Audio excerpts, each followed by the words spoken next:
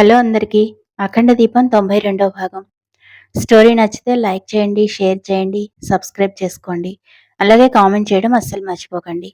ఇక లేట్ చేయకుండా మనం మన స్టోరీలోకి వెళ్ళిపోదాం.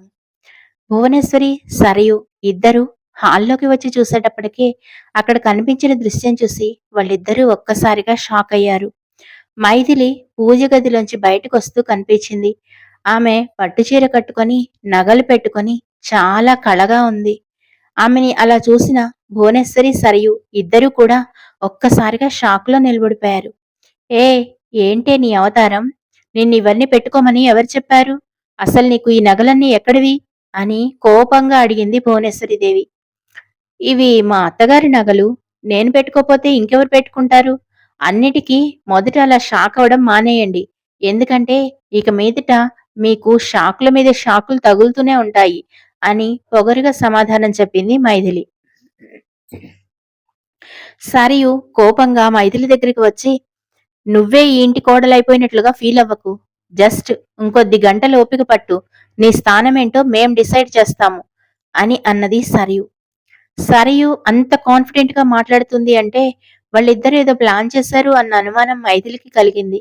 మైథిలికి మాత్రమే కాదు, సీతమ్మకి కూడా అదే అనుమానం వచ్చింది.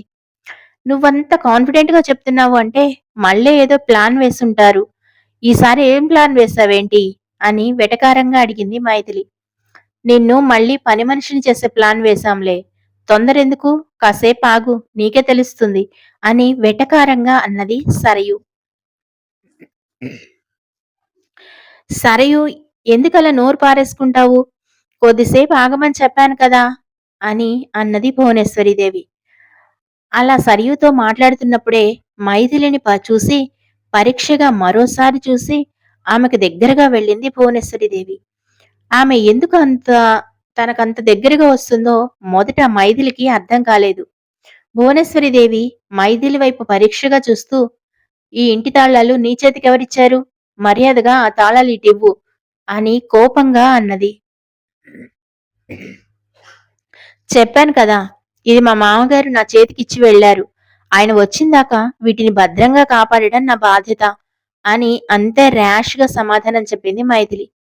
తన టైం కోసం ఎదురు చూస్తున్న భువనేశ్వరి ప్రస్తుతానికి ఏమీ మాట్లాడకుండా ఉండడమే మంచిది అని అన్న ఉద్దేశంతోటి ఏం మాట్లాడలేదు. ఆమె అలా సైలెంట్ గా ఉంది అంటే కూడా ఏదో ప్రమాదమే అని అర్థం. మైథిలికి ఒక్క క్షణం భయం వేసినా సంతోష్ చెప్పిన మాటలు గుర్తు తెచ్చుకొని ధైర్యంగా ఉండడానికి ప్రయత్నం చేసింది. ఆ రోజు సాయంత్రం దాకా సంతోష్ ఇంటికి రాలేదు. టైం గడుస్తున్న కొద్దీ మైథిలికి కంగారుగా అనిపించింది. అప్పటికే ఆమె చాలాసార్లు సంతోష్కి కాల్ చేసింది. కానీ కాల్ కలవలేదు. ఒక పక్క మైథిలిని గమనిస్తూనే ఉంది భువనేశ్వరీదేవి. భువనేశ్వరీదేవికి మాత్రం తను ఎదురు చూస్తున్న కాల్ ఇంకా రాలేదు. భయంగానే ఆ రాత్రి గడిచిపోయింది మైథిలికి. తెల్లవారుతోనే భువనేశ్వరీదేవికి కాల్ వచ్చింది.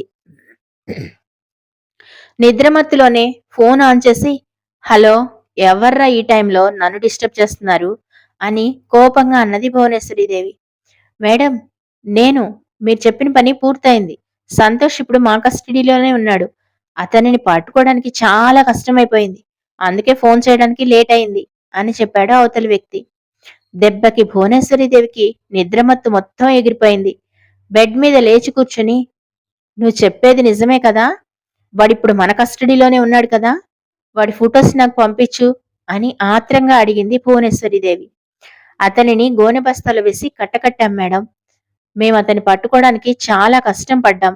ఎక్కడ వదిలించుకొని వెళ్ళిపోతాడో అన్న భయంతో అలా కట్టిపడేశాం. అతనిని పట్టుకునేటప్పుడు మన వాళ్ళు కొన్ని ఫొటోస్ తీశారు. ఆ ఫొటోస్ మీకు పంపిస్తున్నాను చూడండి. ఒకవేళ మీరు ఓకే అంటే అతనిని బయటికి తీస్తాము అని అన్నాడు అవతలి వ్యక్తి. నోనో, వాడిని అలాగే ఉండనివ్వండి.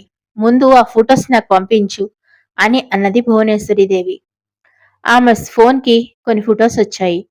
వాటిని చూడగానే తృప్తిగా నవ్వుకుంది భువనేశ్వరీదేవి. ఇప్పుడు మొదలవుతోంది అసలు ఆట అని తనలో తనే అనుకుంది. వెంటనే లేచి హాల్లోకొచ్చి కూర్చొని గట్టిగా మైథిలిని పిలిచింది. అప్పటికే లేచి పూజ చేసుకుంటున్న మైథిలి ఆమె అలా అరవడంతో పూజ త్వరగా ముగించుకొని బయటకొచ్చి నిలబడింది. మైథిలి భువనేశ్వరి వైపు ప్రశ్నార్థకంగా చూస్తూ ఉండడం చూసి, ఏంటలా చూస్తున్నావు? పొద్దున్నే అంత ధైర్యంగా నిన్ను పిలుస్తున్నానేంటా అనా? ఇప్పుడు టైం నాది. వెళ్ళి మంచి కాఫీ పట్టుకురా పో. కాఫీ తాగుతూ నీకో గుడ్ న్యూస్ చెప్పాలి అని యాటిట్యూడ్ చూపిస్తూ అన్నది భువనేశ్వరీదేవి. అప్పటికే సంతోష్ ఇంటికి రాలేదు అన్న కంగారులో ఉన్న మైథిలికి ఎందుకో భయంగా అనిపించింది. మనసు ఏదో కీడు శంకించింది. సంతోష్ చెప్పిందొకటి, ఇక్కడ జరుగుతుంది మరోటి.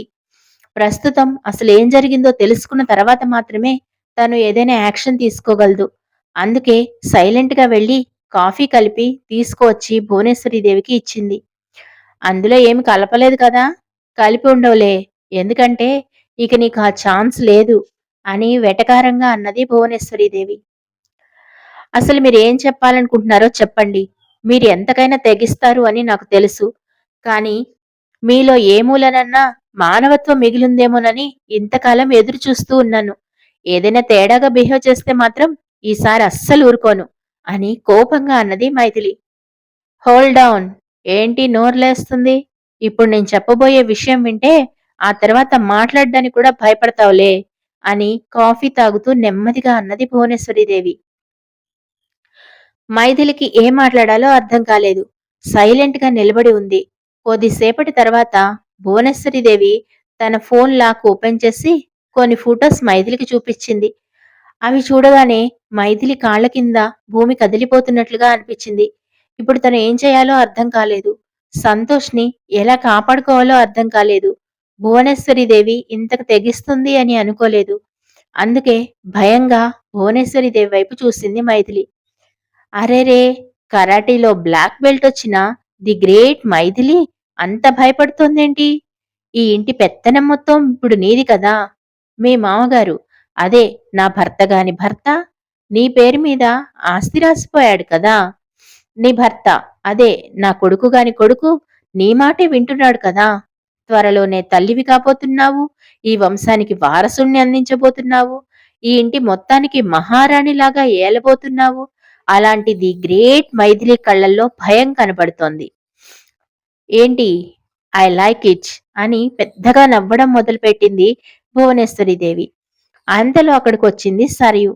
భువనేశ్వరీదేవి నవ్వడం చూసి సరయుకు కూడా విషయం అర్థమైంది. వాళ్ళనుకున్న పని అనుకున్నట్టుగా కంప్లీట్ చేశారు అని తెలియగానే సరియు కూడా ఎక్కడ లేని సంతోషంగా అనిపించింది. ఏంటత్తా, సింహం గాండ్రించాలి కాని ఇలా తోక ముడిచిందేంటి? కొంపతీసి రెండడుగులు వెనక్కేసింది అంటే రెట్టింపు వేగంతో ముందుకు దిగుతుందేమో. సినిమా డైలాగ్ ఏదో గుర్తొస్తోంది. కానీ సరిగా చెప్పలేకపోతున్నాను అని వెటకారంగా అన్నది సరియు. చూడు, నీకు ఖచ్చితంగా 5 నిమిషాలు టైం ఇస్తున్నాను. ఈలోపు నీ ఒంటి మీద ఉన్న నగలన్నీ అక్కడ పెట్టి తాళాలతో సహా నువ్వు అదివరకు ఇంట్లో దానివి చూసావా? ఆ పని మనిషి గెటప్‌లో కనిపించాలి. లేదంటే ఏం జరుగుతుందో తెలుసా? చెప్పడం దేనికిలే. ఒక్క నిమిషం ఉండు. చిన్న డెమో చూపిస్తాను అని ఎవరికో కాల్ చేసింది భువనేశ్వరీదేవి. అరేయ్! వీడియో కాల్ చేసి వాడిని బాగా కొట్టండ్రా అని ఆర్డర్ పాస్ చేసింది భువనేశ్వరీదేవి. వెంటనే అవతల నుంచి వీడియో కాల్ వచ్చింది. ముసుగు వేసి చేతులు రెండు వెనక్కి కట్టేసి ఉన్న సంతోష్ని ఇష్టం వచ్చినట్లుగా కొడుతున్నారు.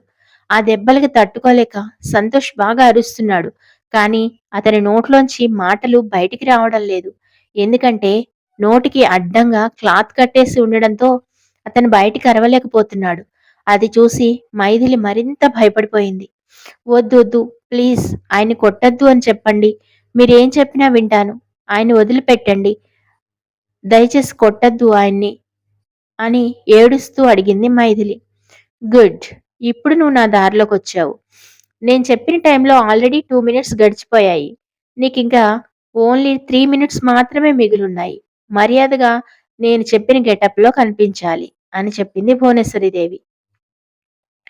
మైథిలి తన ఒంటి మీదున్న నగలు మొత్తం తీసి తాళాలతో సహా అక్కడ పెట్టి డ్రెస్ చేంజ్ చేసుకుని వచ్చి ఆమె ముందు నిలబడింది. Very good. నీకు నీ భర్త అంటే ఎంత ఇష్టమో నాకిప్పుడు అర్థమవుతోంది. ఆ సంతోష్ గాడు ఎంతైనా అదృష్టవంతుడే. నేను కూడా వాడి మీద తల్లిని కాకపోయినా సరే ప్రేమ చూపించక తప్పలేదు. ఎంతో ప్రేమించే భార్య కూడా దొరికింది. కాకపోతే అన్లక్కీ ఫెలో నాకు ఎదురు తిరిగి ఇప్పుడు ఈ పరిస్థితుల్లో ఉన్నాడు అని తెగ జాలి చూపిస్తూ మాట్లాడింది భువనేశ్వరీదేవి. మీరేం చెప్పినా వింటాను. దయచేసి ఆయన్ని హింసించకండి. నేను కావాలంటే ఈ ఇంట్లోంచి వెళ్ళిపోతాను. మిమ్మల్ని అస్సలు ఇబ్బంది పెట్టను. నేను వెళ్ళిపోయిన తర్వాత సరియునిచ్చి ఆయనకి పెళ్లి చేయండి. అంతేకాని ఆయన్ని మాత్రం ఏమీ చేయకండి. వదిలిపెట్టండి ప్లీజ్ అని బతిమిలాడింది మైథిలి. మైథిలి మాటలకు భువనేశ్వరి, సరియు ఇద్దరూ పెద్దగా నవ్వడం మొదలుపెట్టారు. ఇప్పుడు మా ప్లాన్ అది కాదు బంగారం. మారిపోయింది. మాకు నీ నుంచి తెలియాల్సిన ఒక పెద్ద రహస్యం ఉంది. అది గనుక చెప్పావనుకో నువ్వు సేఫ్‌గా ఇంట్లోంచి వెళ్ళిపోతావు. లేదంటే నేను స్పెషల్‌గా చెప్పేదేముంది? నువ్వే చూస్తున్నావు కదా! అని సర్కాస్టింగ్‌గా నవ్వుతూ అన్నది భువనేశ్వరీదేవి.